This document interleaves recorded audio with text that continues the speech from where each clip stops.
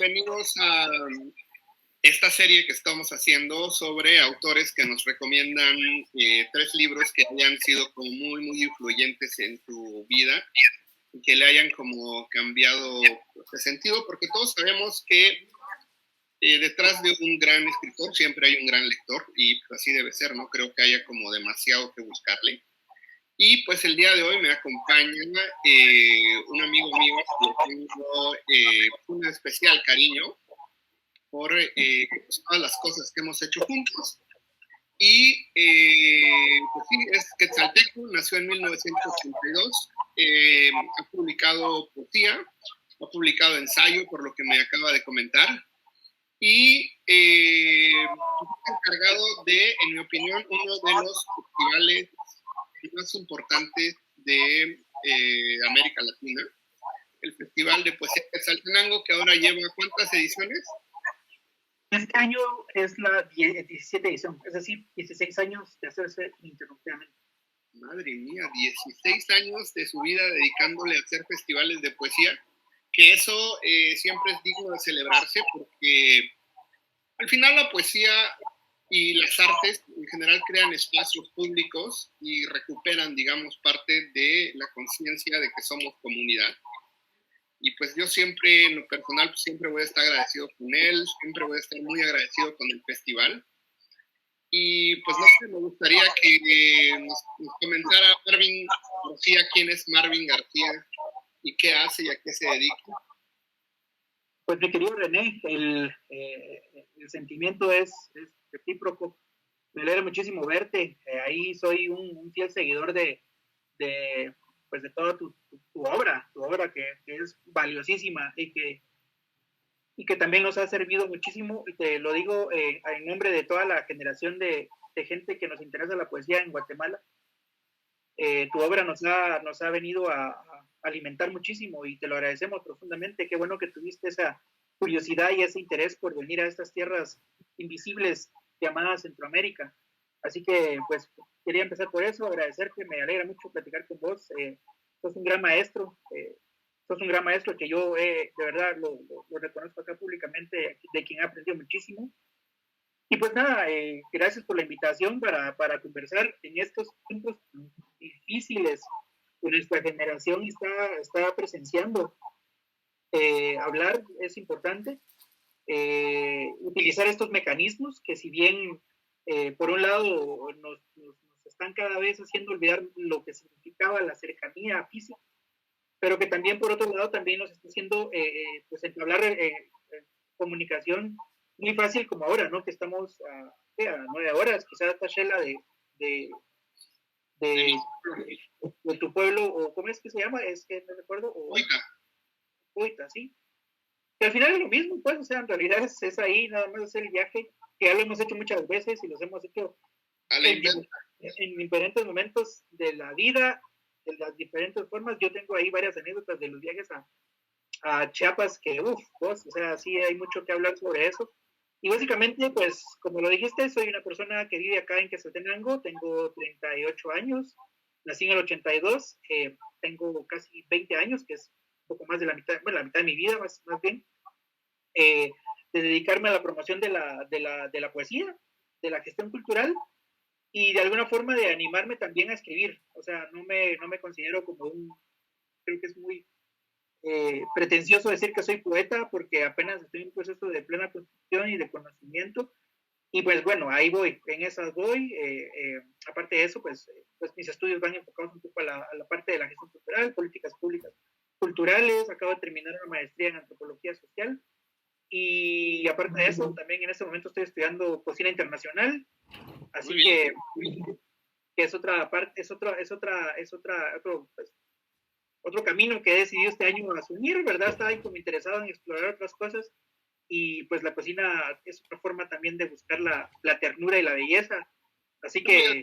Y al final, sí, Guatemala tiene gran cocina que no se conoce mucho, o sea, en general...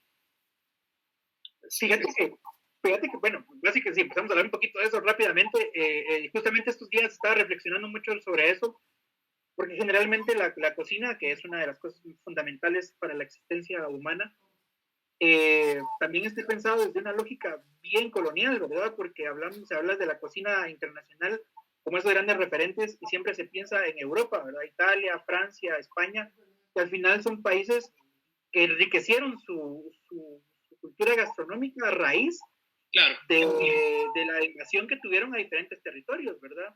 Y que ellos se apropian de sabores, de ingredientes, incluso de mezclas de ingredientes en la comida que los hacen ponerse como en ese nivel como de los centros de la alta cocina. Dejan afuera pues la cocina a nivel mundial. Incluso, digamos, la cocina mexicana, que está catalogada como patrimonio de la humanidad, básicamente, aparte, por supuesto que es muy rica, pero está pensada desde una lógica folclórica y exótica.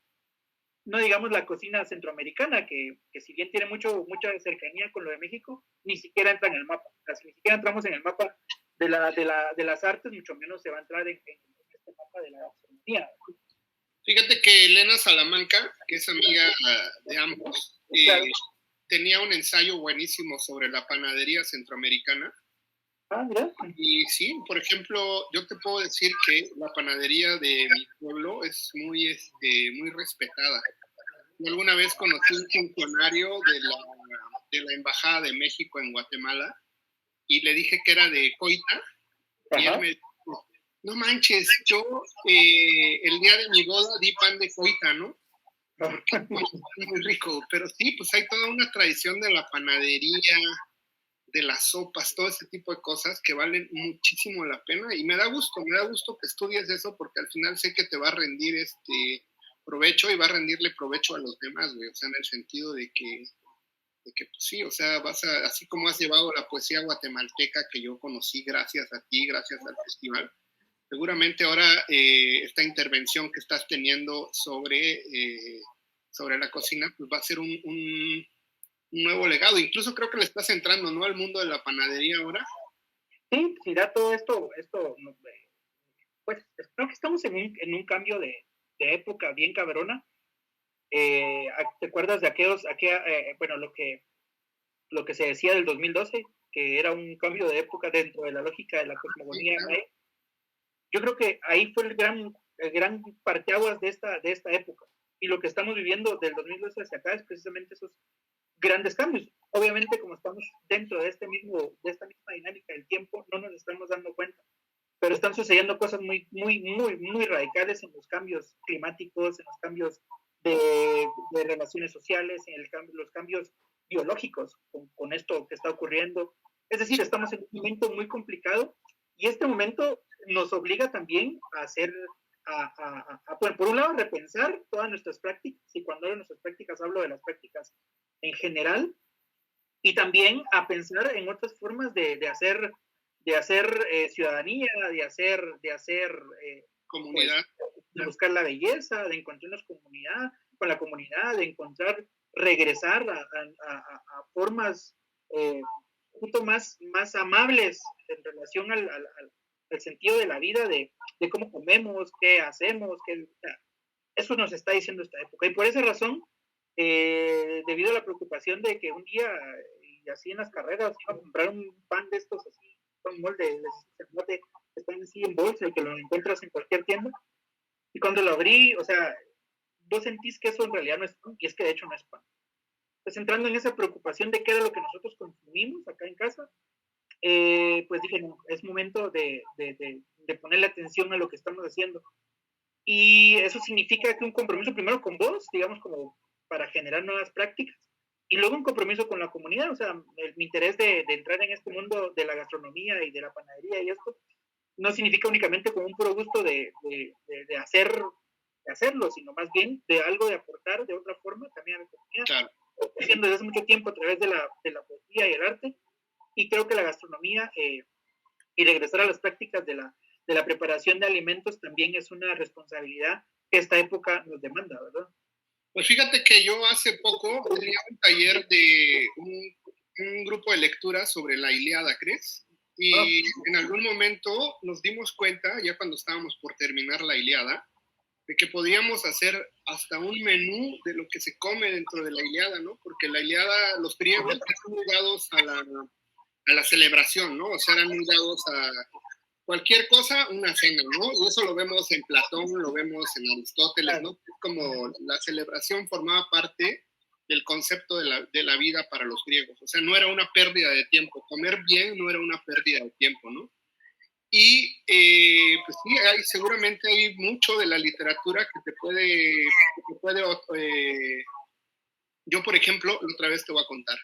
Estuve viendo que en el mundo de los romanos, güey, hay un libro del siglo I, más o menos como del año 40 o 50, que se alcanzó a rescatar, ¿crees? Es un manual de cocina romano, y vienen manuales de cómo cocinar pescados, y es bien extraño porque encuentras sabores que ahora parecerían como muy extraños, güey.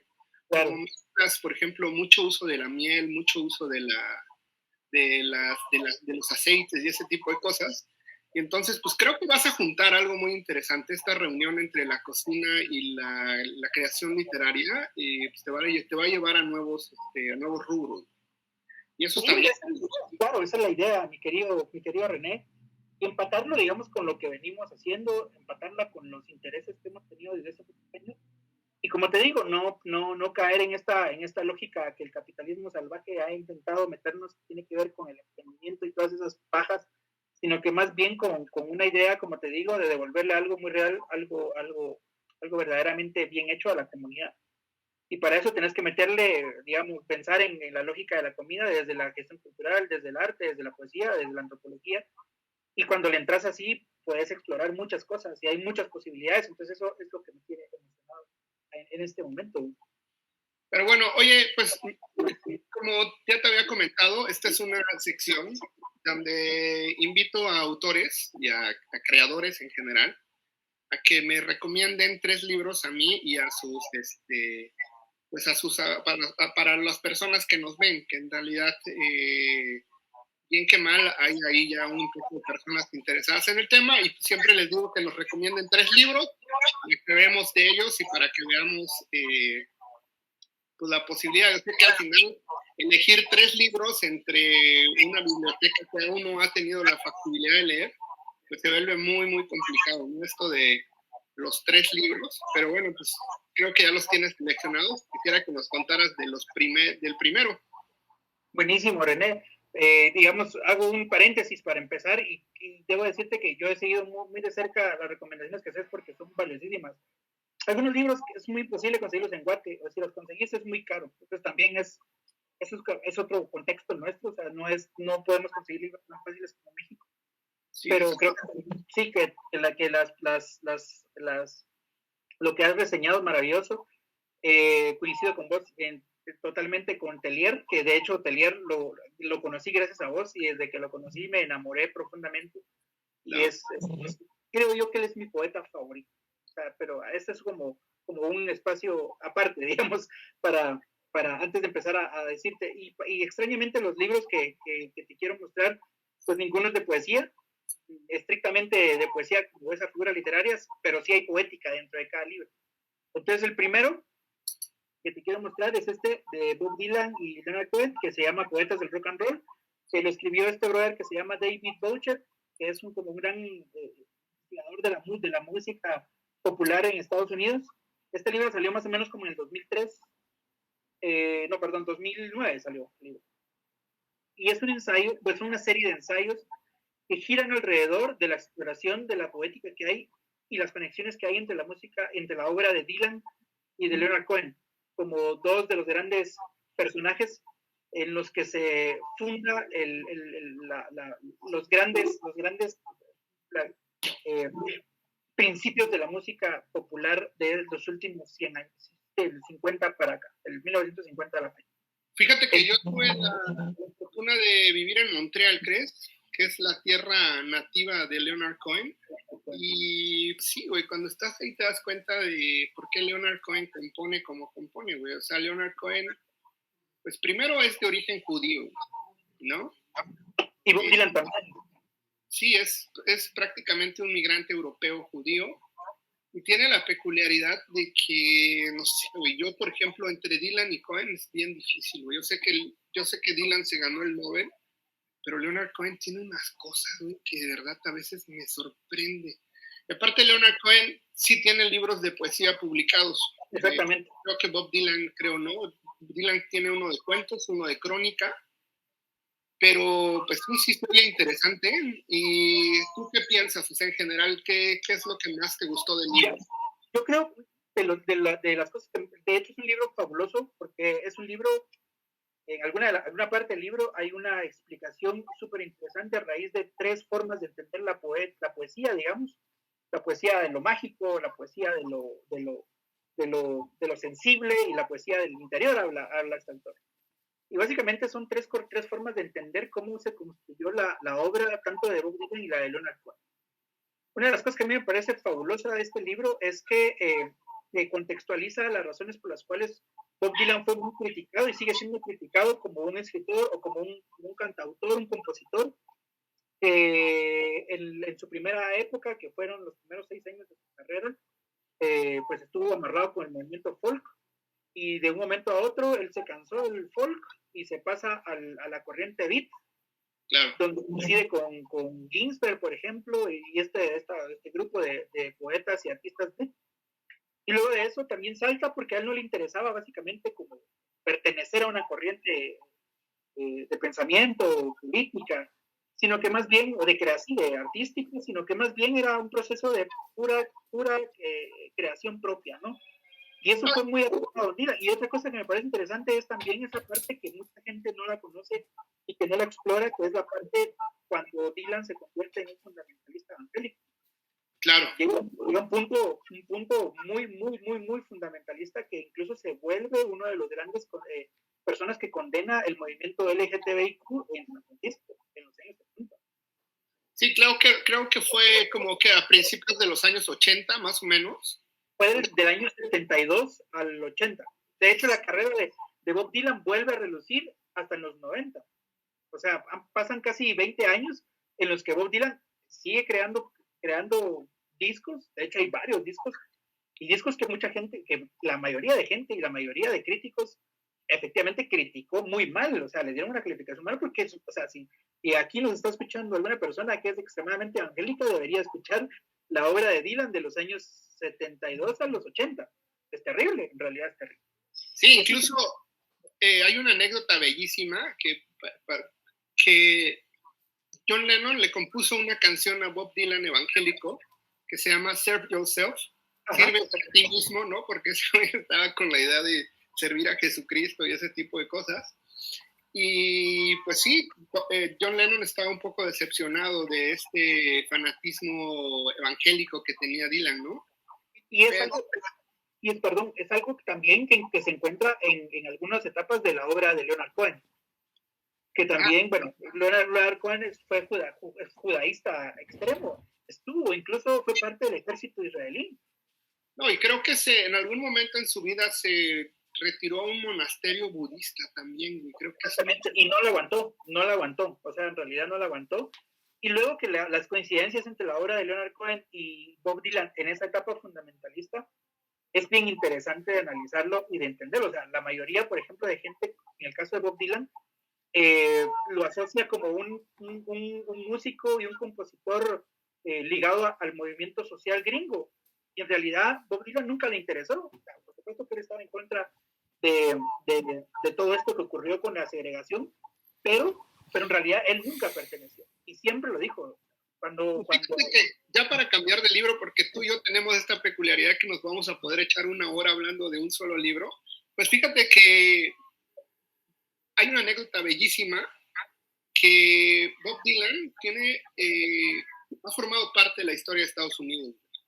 Incluso en la marcha del Capitolio que hizo Martin Luther King por los derechos civiles, Bob Dylan, después de que Martin Luther King se echó este discurso de I Have a Dream, pues Bob Dylan cantó una canción después de eso, frente a una población de negros. No recuerdo ahora la canción, creo que se ama como un peón en su juego, like a pawn in his game, algo así, no recuerdo. pero pues eso representa muchísimo. Imagínate pararte y decir, yo canté después de que habló Martin Luther King, ¿no? Sí, pero es parte de la magia de Bob Dylan. Sí, y para cerrar, creo que este libro lo pueden conseguir fácilmente en México, porque yo de hecho lo conseguí en México. Yo lo voy a buscar. Es una hermosa referencia. Y hay ya no sé si ya viste el docu de Dylan que está en Netflix. Sí, claro. Es súper chulo, pero no refleja todo lo que es Bob Dylan.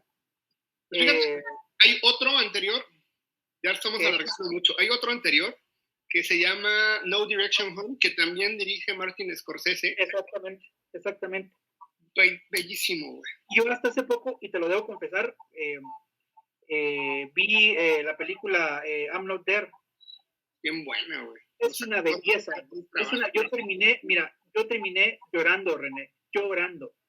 Es bellísima. Creo que refleja efectivamente muy rápidamente todas las grandes facetas. Los Bob Dylans que hay, ¿no? Exactamente.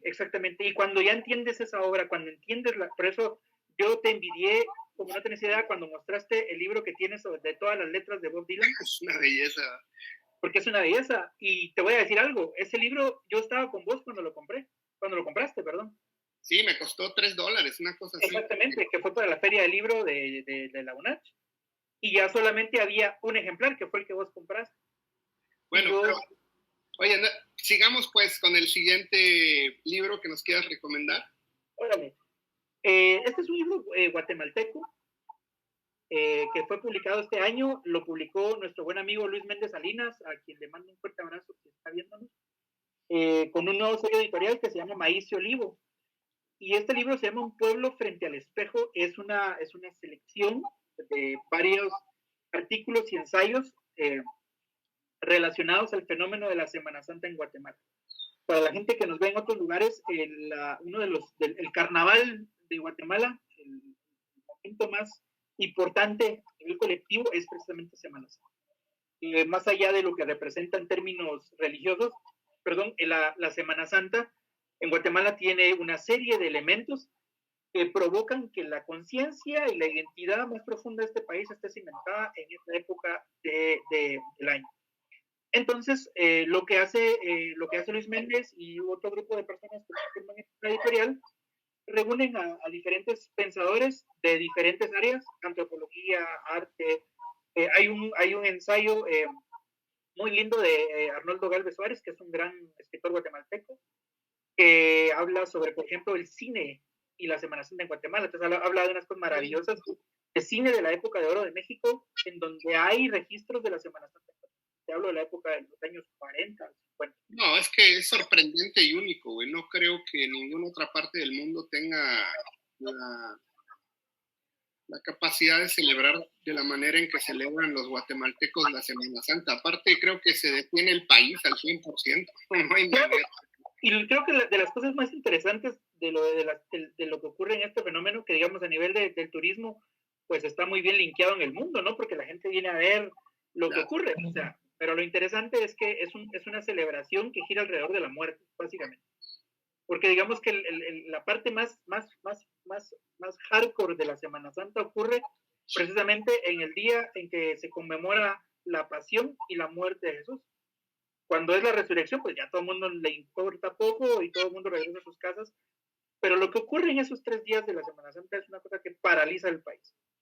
Así que es un fenómeno interesante que está abordado de diferente gente. Y me parece un libro que viene a aportar muchísimo a la discusión que hay alrededor de la Semana Santa desde otras perspectivas que no necesariamente son religiosas. Así que si alguien tiene la oportunidad de conseguirlo, yo se lo recomiendo muchísimo. Hay una narración de por ejemplo, cómo esta celebración también, que es eminentemente patriarcal y machista, ha servido o ha sido durante los últimos años tomada por las mujeres de una forma muy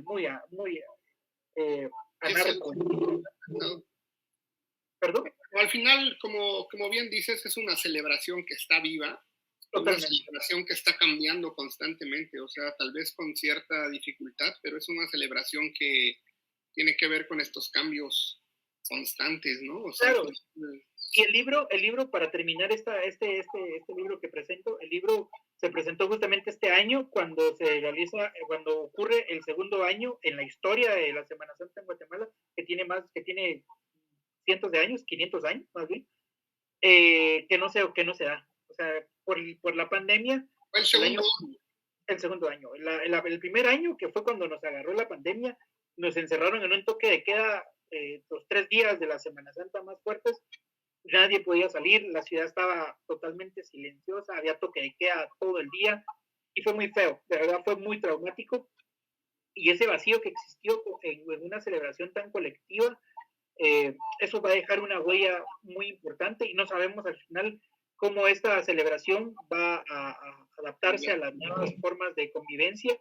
Así que también, aparte de que nos sirvió de alguna forma para no sentir tanta soledad a raíz de esto, también es un primer pie y es una puerta para pensar qué va a ocurrir con estas celebraciones luego de esta pandemia, qué va a pasar, porque si bien esta es una forma, digamos, las procesiones y todo lo que ocurre en Semana Santa, congrega a miles y miles de personas. O sea, es impresionante ver cómo las calles del centro histórico de todas las ciudades de Guatemala eh, se llenan de gente. Y ahora con la pandemia y estas nuevas formas de convivencia, pues vamos a ver qué sucede. Así que es una buena oportunidad y es un buen libro para ir pensando qué va a pasar en el futuro. Muy bien. Y ahora recomiéndanos tu tercer libro para que cerremos ya este ciclo de recomendaciones. Ok, voy a terminar con este libro, que es un libro de relatos cortos. Es un libro maravilloso que se llama Pan y Cerveza, de Eduardo Halfon. Eduardo Halfon es uno de nuestros narradores más importantes en Guatemala. Tiene una obra muy reconocida a nivel internacional. De hecho, Halfon no vive en Guatemala y él tiene una obra muy, muy, muy importante. Y este libro, Pan y Cerveza, es una recopilación de microcuentos, podría decirle yo, micronarraciones, que van alrededor de la obra y del suicidio de Carlos Valenti. Carlos Valenti fue uno de los pintores más reconocidos de la primera década del siglo XX, en donde convergieron también una generación muy importante, la generación del cometa, en la que estaba, por ejemplo, Carlos Mérida, que es uno de nuestros grandes pintores y que tuvo su momento más importante en México. De hecho, él hizo su obra mayor parte en México. Y entonces este libro lo que hace es que de una forma muy cercana, una narración muy cercana, muy, muy íntima, nos va contando algunas anécdotas a partir de obras de Carlos Valenti. Por ejemplo, hay una pieza muy linda de Valenti que se llama La Gitana, que es una mujer, la pintura es una mujer. Y entonces la narración habla de cuando Carlos Mérida y Carlos Valenti van a visitar a Picasso. Ah, muy bien. Y Picasso tiene una pistola que por alguna razón llega a las manos de Carlos Valenti y él la conserva por muchos años y luego la posee Carlos Mérida. Eso es bellísimo, porque te das cuenta de que tres grandes artistas están conectados, Picasso como ya el gran Picasso y Carlos Valenti y Carlos Mérida. O sea, es maravilloso. Yo creo que, como te decía cuando estábamos hablando, hay muchos estudios, hay mucha investigación alrededor de esta generación y de estos artistas que para mí representan uno de los movimientos más importantes del arte en Guatemala, pero hay muy pocas narraciones que te hacen sentir a la persona más que al movimiento o más que al artista como tal, o al intelectual. Y fíjate que, bueno, entrando, yo no lo conozco, pero conozco la obra de por lo menos Carlos Mérida, que es bastante conocido y bastante innovador para su tiempo, y más para Guatemala, güey. O sea, un trabajo increíble. Pero fíjate que sí, al final, estos libros que tienen esta peculiaridad como de hablar como en primera persona o en segunda persona, como muy, muy cercanos a cada uno, al final hacen el inmenso favor de alejarnos un poco de la teoría del arte, ¿no? Exactamente. De estos como formalismos o estructuras en las que quiere uno de repente encasillar, ¿no?, a los artistas. Estas, estas formalidades de la crítica al final no sé qué tanto aporten, güey. O sea, yo sé que el arte es más entendible a partir de la crítica, pero no creo que aporten demasiado a la obra. Totalmente, totalmente. Creo que a veces bueno, no sé, yo tengo algo ahí contra ese mundo académico que muchas veces al final te confunde y algo que se Sí, puede claro. decir, algo que puedes decir en una frase, lo tienes que decir en 5 líneas. Entonces, creo que este libro es una buena forma de entender ese movimiento. Y bueno, el nombre también es muy lindo porque se llama Sí, Pan y es muy Cerveza, precioso. porque es una recomendación que hace Van Gogh a las personas que se van a suicidar. Ese día que te decía suicidar, desayuna pan y cerveza. Ah, muy bien. Oye, pues sí, sí da ganas de conseguirlo. ¿Está editado dónde? Fíjate que esta es una edición que la hace Sofos, que es una tienda de libros, de una librería, la más grande acá en Guate, y esta Sí, está hecha en una colaboración con la Municipalidad de Guatemala, y de hecho fue un libro que se regaló. Entonces, cuando vengas te voy a conseguir una copia, porque creo que tienes que tenerla, René. no, pues esta librería fantástica de Philip, ¿no? Que aparte es un tipo Exactamente. increíblemente bondadoso, güey. Es buena onda, súper Sí, claro, trabaja un montón. Y bueno, tiene este tipo de ediciones que son fabulosas. También acaba de publicar el año pasado una antología de Julio Serrano, muy linda, que se llama Tierra. Pero ha publicado cosas muy interesantes, así que pues sí, ahí tenemos a Sofos. no, pues muchas gracias, Marvin. Te agradezco muchísimo. Yo sé que siempre es como tú y yo podríamos hablar así, güey, de horas, güey. No nos podríamos llevar un día completo hablando de nuestros libros, pero ya ves el tiempo y el tiempo. Pero pues te agradezco muchísimo. Pues ojalá pronto nos veamos, güey, porque siempre es necesario, más allá de vernos por internet, güey. Y seguro, seguro sí nos vamos a volver a encontrar pronto. Pero bueno, Pues sí, hermanito, muchas gracias. De verdad te mando un fuerte abrazo. Me alegra tanto verte. Sabes que te quiero un montón. Y pues te deseo lo mejor ahí. Y también yo espero que nos veamos pronto. Y de momento, pues a escuchar buen musicón, ¿verdad vos? Ahí eh, yo ando estos días escuchando Bob Dylan todo el tiempo, así que pues te haces, deseo que escuches mucho Bob Dylan. Sé que lo haces. Así que un fuerte abrazo. órale, un abrazo. Pues muchas gracias.